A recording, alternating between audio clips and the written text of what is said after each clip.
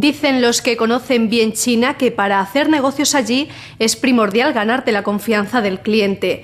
No tienen prisa por cerrar operaciones, quieren conocerte bien, ver cómo trabajas y luego, finalmente, ya se habla de comprar o de vender. Hoy en Cita con Extremadura contamos con los testimonios de algunos de los empresarios extremeños que tienen en el gigante asiático numerosos clientes. Nos contarán qué tiene de especial este país. Volveremos a Granadilla con uno de sus hijos más ilustres, el pintor Enrique Jiménez Carrero, que nos ayudará a comprender mejor su obra. Y repasaremos en imágenes una semana donde el rey y el príncipe se han pasado por la región a entregar varios premios, el Nacional de Diseño y el Premio Europeo Carlos V.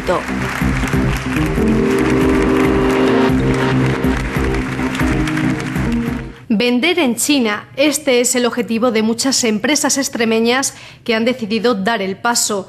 Exportar ya no es solo importante para que tu empresa crezca. Ahora, en tiempos de crisis, es casi la única solución para sobrevivir. Esta semana se ha hablado mucho de la necesidad de que nuestras empresas salgan al exterior en busca de nuevos mercados. De todos, nos hemos centrado en el chino. En los últimos 4 años, el valor de las exportaciones en Extremadura se ha incrementado en más de un 20%. Se ha pasado de los 974 millones de euros a los cerca de los 1.200 en 2010. Algunas de estas empresas extremeñas que llevan años exportando a diferentes países centran ahora su mirada en China. Un mercado complicado y exigente que supone todo un reto para los empresarios extremeños. Lo más difícil ha sido promocionar los caballos de pura raza española porque son grandes desconocidos y lo siguen siendo en China. Farceo en 2006 pues no tenía experiencia en exportación, así que en vez de desilusionarnos lo tomamos como un reto. Tienes que invertir durante varios años y luego, si tienes suerte, recoges los frutos, ¿no? Pero tienes que ir con la mentalidad que los primeros años te cuesta el dinero, seguro, ¿eh?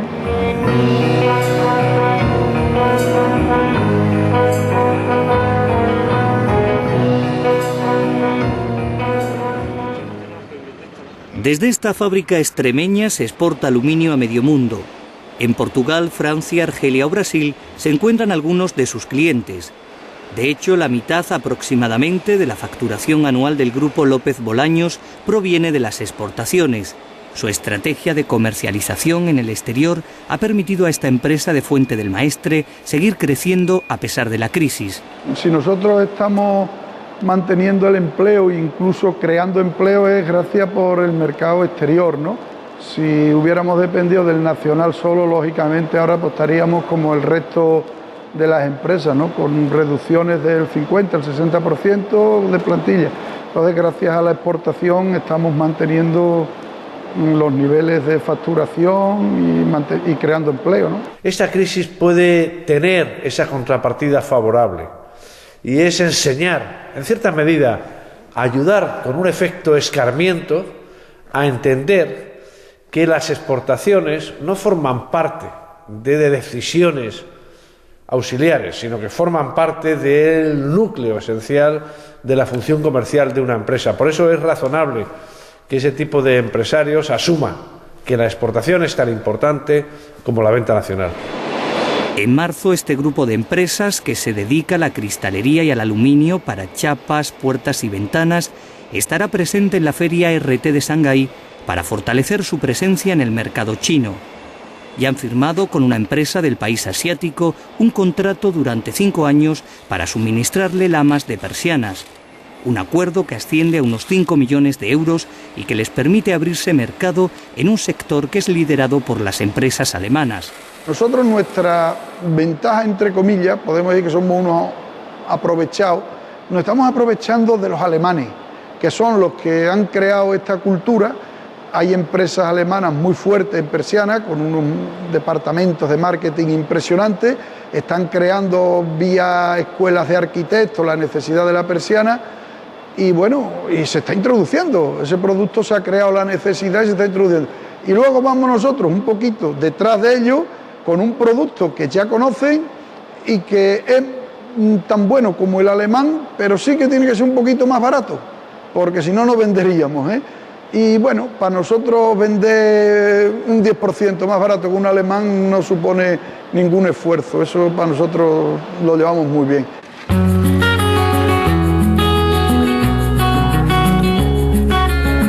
El sector agroalimentario, tan importante en Extremadura, lleva unos años introduciéndose en el mercado asiático. En 2006, Farcedo comienza a estudiar la posibilidad de exportar a China. Tras una estudiada estrategia de exportación, en 2008 comienzan a vender jamón de cerdo ibérico de bellota en Hong Kong. Estos son los jamones que les gustan a los clientes de Hong Kong para el corte para los restaurantes. El mercado chino impone importantes controles y normas a todo lo que proceda del exterior. Además, la propia cultura gastronómica nada tiene que ver con la nuestra, lo que en parte dificulta la llegada de productos agroalimentarios a este país. Los chinos están acostumbrados a consumir carne de cerdo, pero no están acostumbrados a consumir jamón. Y luego a la hora de hacer negocios son muy diferentes. Ellos le dan mucha importancia a los lazos, a lo que son las relaciones personales. Se interesan mucho por la empresa familiar, por conocerte a ti como persona y luego ya te conocen como trabajador. Insisto mucho que lo primero es conocer que existe China en esta dimensión, que es que no se conoce. Como todos los días estamos hablando pestes de China, de todos los males que tiene, de todas las deficiencias, y las tiene, claro, de todos los problemas que le faltan. Por ejemplo, no tiene la democracia.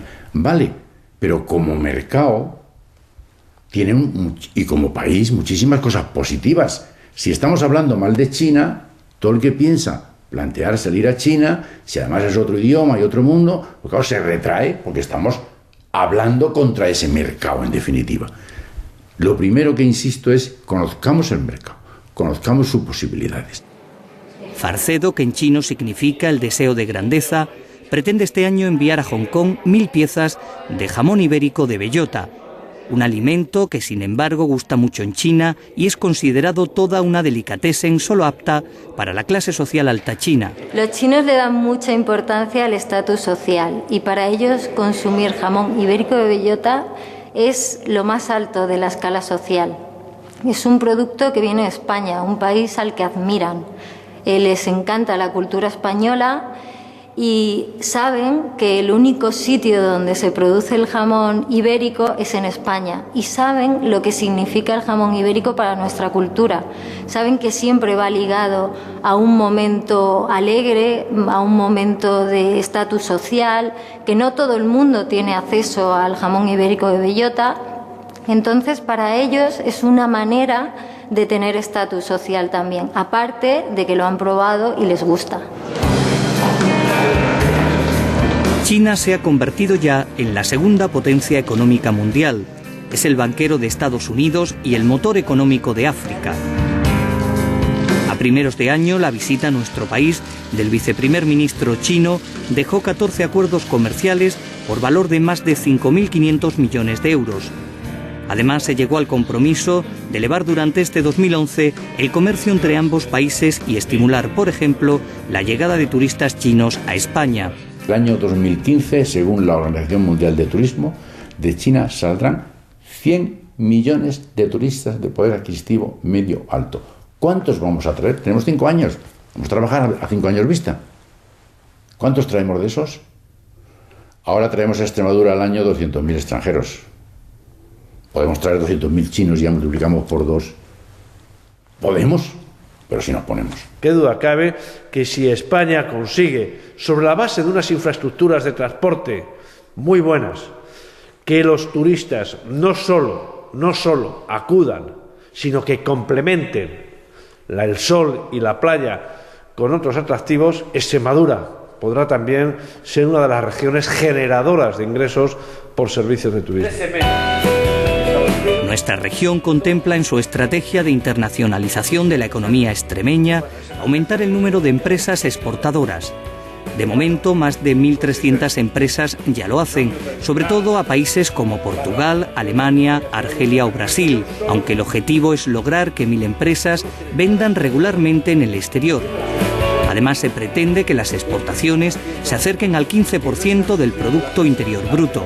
Hablar de estrategia no es solamente hablar de exportaciones, no solamente hablar de empresas, es decir, son muchos los agentes implicados en la internacionalización. Estamos hablando de centros tecnológicos, estamos hablando de universidad y estamos hablando pues de que todos los agentes sociales al final tienen que ver con esa internacionalización. El objetivo es que la población extremeña pues tenga una visión global de lo que es el mundo, de cuáles son las oportunidades que se ofrecen, sobre todo en el ámbito de los negocios.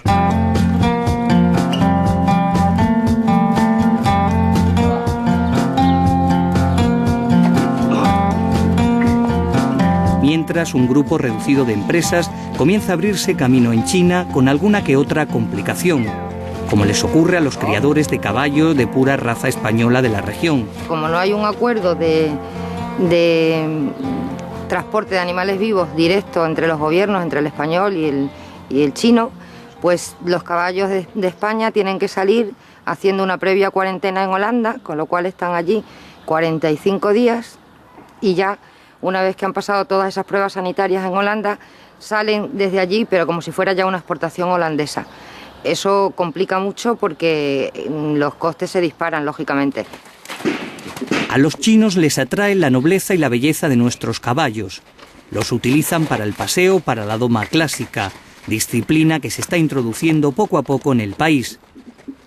También les gustan los caballos, sobre todo tordos, tirando a blancos, color de la mayoría de los caballos que utilizaban sus emperadores. Una vez que la Asociación Extremeña de Criadores de Caballo de pura raza española lleva años exportando a países como Suecia, Finlandia, Nueva Zelanda, Arabia Saudí o Nicaragua, es ahora el mercado chino uno de sus principales objetivos. Cualquier número de caballos es importante, sobre todo cuando se trata de empezar a abrir un mercado nuevo. Pero creemos que para este 2011, si consiguiéramos exportar a China, pues no sé, 24, 28 caballos por ahí, pues sería un gran éxito. En eso estamos trabajando y desde luego con la esperanza de, después de tantísimos años de esfuerzo, de ir aumentando esta cifra de caballos. El sector equino poco a poco se abriendo paso en el mercado chino. Este año en el año 2010 se han hecho las primeras exportaciones a ese mercado. Sabemos que son muchas las expectativas que se están creando y en esa línea es en la que se está trabajando.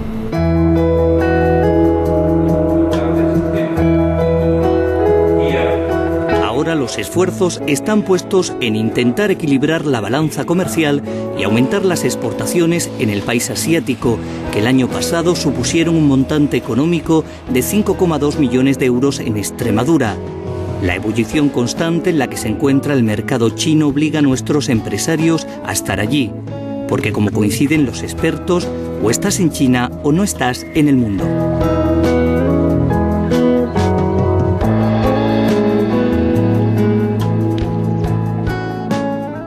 Nuestro siguiente reportaje está centrado en la figura del pintor extremeño Enrique Jiménez Carrero.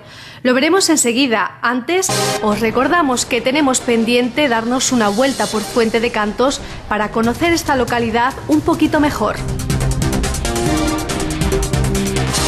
Y que al final del programa repasaremos algunas de las historias más llamativas de la semana.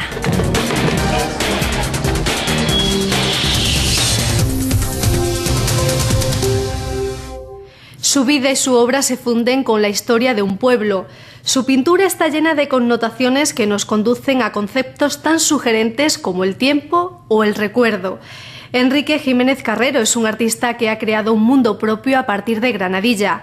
Sus obras se encuentran en museos como el Fuji de Tokio o el de Bellas Artes de Badajoz y se reparten por colecciones en Francia, San Francisco o Qatar.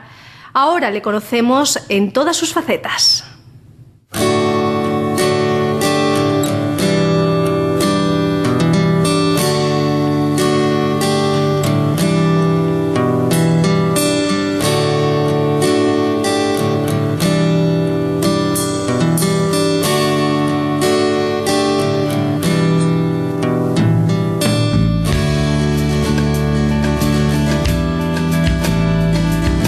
En 1957 la localidad de Granadilla cambió su destino.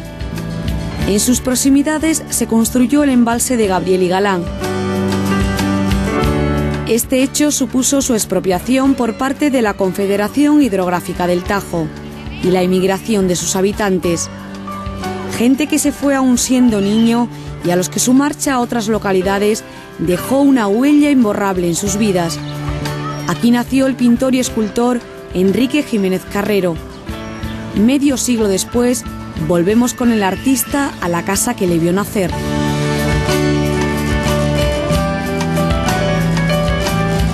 Yo pienso que si yo no hubiese nacido en Granadilla, posiblemente a lo mejor me había dedicado a la pintura, pero no hubiese tenido las referencias que tengo y que aparecen en mi arte y que me llenaron tanto y que siempre me tienen obsesionado, como era la Marcha de Granadilla.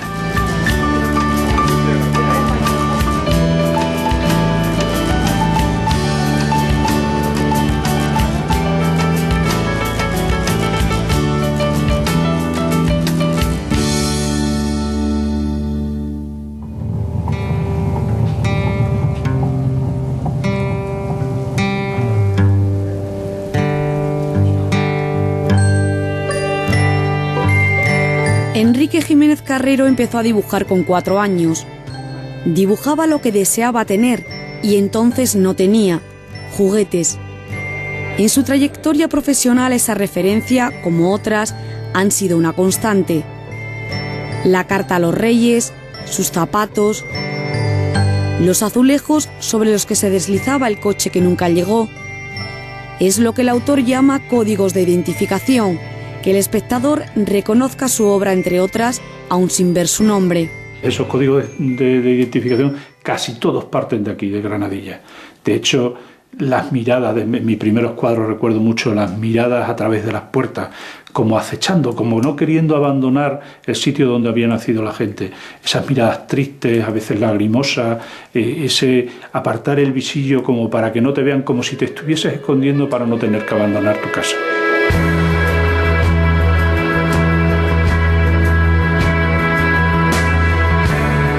En sus inicios, Jiménez Carrero se aferra al paso del tiempo y a los recuerdos, y lo refleja en sus pinturas con el cuadro dentro del cuadro. Combina lo real con lo onírico, y según los críticos, hace pensar al espectador cuando se coloca delante de una de sus obras. Carrero consigue, insisto, crear enigmas, es decir, el espectador al ver un objeto o al ver una pintura se pregunta algo. ¿Qué pasa aquí? ¿Qué nos quiere decir? ¿Qué alegoría, qué metáfora nos quiere transmitir? A principios de los 60, Jiménez Carrero se marchará a Alagón del Río con sus padres, desde donde emigra para cursar bachillerato a Plasencia y después a las escuelas de Bellas Artes de San Fernando y Tenerife. En Madrid, el destino le vuelve a colocar enfrente de una historia semejante a la suya. Cuando llego a Madrid, al mes aproximadamente de llegar a Madrid, me encuentro con un pintor casualmente de León y de un pueblo que había pasado algo parecido a esto, que fue Riaño. Y entonces por ese contacto, ¿y tú de dónde eres? Pues de un pueblo que se expropió, que hubo un pantano. Ah, pues yo estoy en la misma. Y encima ellos estaban en la circunstancia de que su pueblo quedaba sumergido en las aguas. Y en esa época era cuando luchaban para que esa presa no se hiciese, porque quedaba enterrado ese pueblo. Y él, que ya era pintor y ya llevaba una trayectoria importante a lo largo de la pintura en Madrid, pues me invitó a que le acompañase a montar alguna exposición con él. Y ahí fue donde yo definitivamente me di cuenta que a mí lo que me gustaba era eso. El pasado mes de enero, el pueblo que le acogió le ha devuelto su agradecimiento, haciéndole hijo predilecto. Y muestra de su bondad es la escultura que ha regalado a sus paisanos. Instalada en la plaza de Alagón del Río, proyecta conceptos parecidos a los de la pintura.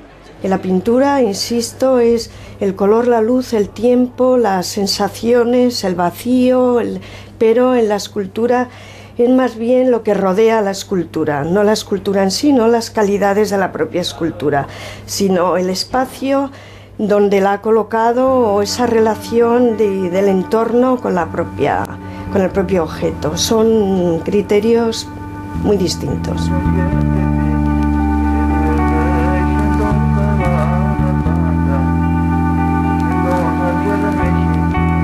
El Carrero pintor ha evolucionado dentro del realismo mágico en el que todos los expertos de arte le enmarcan. En esa evolución cobra más vida, si cabe, el color. Y el rojo se hace más intenso, contundente, pero al mismo tiempo aterciopelado. En lugar de la sangre divina derramada es el agua lo que sale del vaso y del cuadro, y le sirve para reinventar a los clásicos. ¿Qué pasaría si reinventásemos un clásico? ¿Qué pasaría si yo cojo una escultura de la Piedad de Miguel Ángel o de la Madonna y de Miguel Ángel y ahora eso está hecho en mármol? Yo me lo voy a llevar a la pintura y voy a jugar con el cuadro dentro del cuadro, que era un elemento muy dado ya en mi pintura y que es un elemento muy usado en el teatro, en el cine, en Woody Allen, lo hemos visto hace poco en películas suyas, Truffaut, Shakespeare, muchísima gente ha utilizado el teatro dentro del teatro, el cine dentro del cine. Yo utilizo la pintura, el cuadro dentro del cuadro. A partir de ahí surge la nueva etapa, creando unos fondos neutros entre comillas, que son esos rojos, para que la figura destaque y intente con ello, a través del color, buscar una tridimensionalidad que ya buscaba él con los objetos encontrados al pegarlos en los cuadros.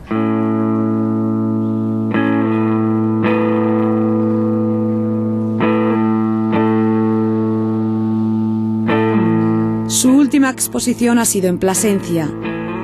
Aparte del rojo, Carrero sigue sin desprenderse de sus códigos, como el cuadro saliendo del cuadro, la niña jugando delante del aseo placentina. No puede ni quiere deshacerse de sus recuerdos, que siempre le llevan al inicio, a la otra vida, a Granadilla, a sus calles y a su escuela, hoy convertida en museo como el resto del pueblo. Es empeñar su vida en mostrar su otra vida, resume Jiménez Carrero. El recuerdo de la despedida, los abrazos de hijos de padres, de familias enteras que se tenían que marchar y se despedían. Era como casi como un funeral, ¿no? Se reunía toda la gente en la puerta de la villa, que es la puerta de salida del pueblo, y toda esa gente despedía con pañuelo en mano, limpiándose las lágrimas, a la gente que sin querer se tenía que marchar de aquí. Es curioso que luego el título que le han puesto a la rehabilitación de estos pueblos es rehabilitación de pueblos abandonados. Yo creo que en el caso de Granadilla no es correcto, sería rehabilitación de pueblos obligados a abandonar.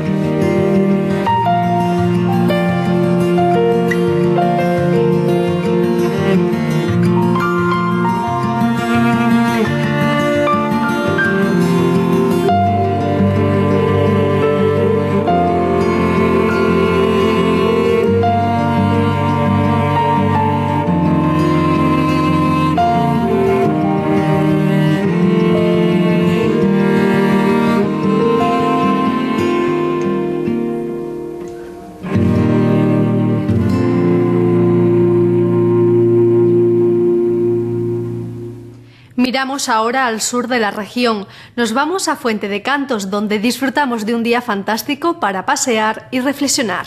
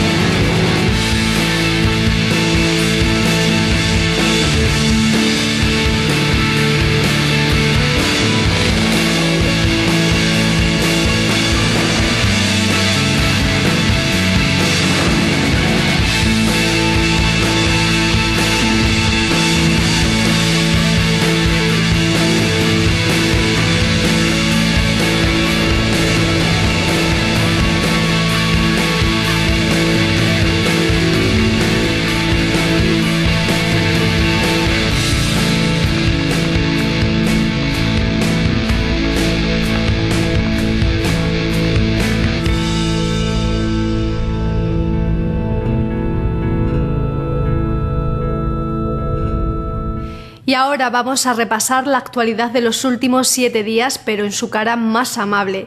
Aquí están algunas de las noticias positivas de una semana en la que hemos tenido importantes visitas en la región. Esta semana el rey ha vuelto a Extremadura, en concreto a Cáceres. Allí don Juan Carlos ha presidido la entrega de los Premios Nacionales de Diseño, un acto al que también han asistido la ministra de Ciencia e Innovación y el presidente de la Junta, el diseñador Óscar Mariné a título individual y el grupo Quetal como mejor empresa han sido los ganadores. El diseño no solo crea belleza y mejora la calidad de nuestra vida cotidiana, sino que aporta impulso decisivo a la competitividad de nuestros productos y empresas. Más galardones, esta mañana ha sido Javier Solana el que ha recibido el premio Carlos V de la Fundación Real Academia Europea de Juste. Rodeado de grandes personalidades, el príncipe Felipe ha sido el encargado de entregárselo. El ex alto representante de la Unión Europea para Política Exterior y Seguridad Común y el secretario general de la OTAN, que estuvo en este programa la pasada semana, ha sido reconocido así por su trabajo en favor del engrandecimiento de Europa. En los momentos de crisis, solo la imaginación es más importante que el conocimiento. Seamos imaginativos y sigamos construyendo este maravilloso proyecto que es Europa. Muchas gracias.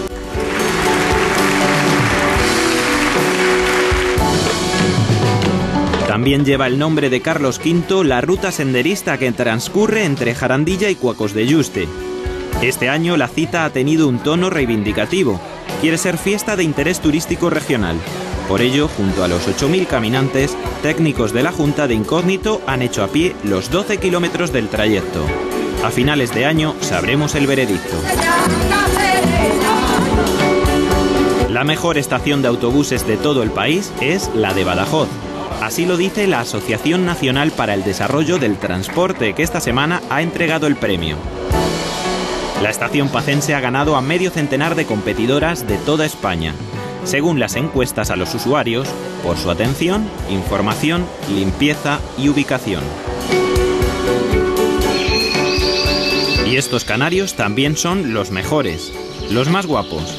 Han ganado 4 medallas en el Mundial de Ornitología de Francia. Hace un par de semanas, en Cita con Extremadura, les dimos nuestra bendición antes de que partieran al evento, y ahora han regresado a enseñarnos los premios. Son hijos de ganadores y ahora también quieren ser padres de nuevos campeones para la región.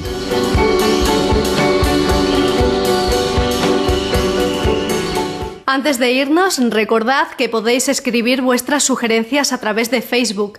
Cada día somos más amigos. Y ahora no os mováis del sillón si no es para ir a por palomitas.